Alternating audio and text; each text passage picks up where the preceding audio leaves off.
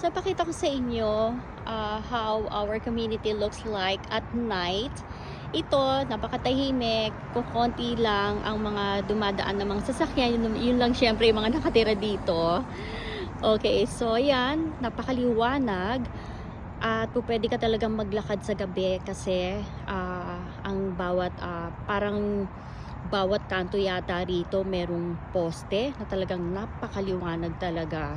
Kaya hindi ka matatakot maglakad dito kahit gabi na. Mostly nga yung mga homeowners dito, ang ginagawa nila, they just walk their dogs, especially at night. At kasi nga, ang ganda kasi sa gabi at saka ngayon hindi na masyadong mainit kasi medyo gabi na rin. Pero kanina triple digits kanina dito. So right now it's about 9 o'clock at medyo okay na rin ang weather. Medyo malamig-lamig na rin. Okay, ayan pala ang swimming pool dito sa aming community. So isa yan sa mga amenities.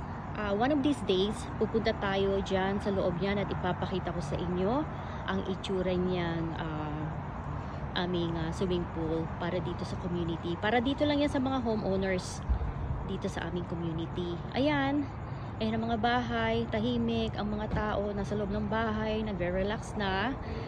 Okay, so pinakita ko lang sa inyo ang itsura ng community namin. Hanggang doon pa yan sa kabila doon, hanggang doon sa kabilang street. So, yun lang.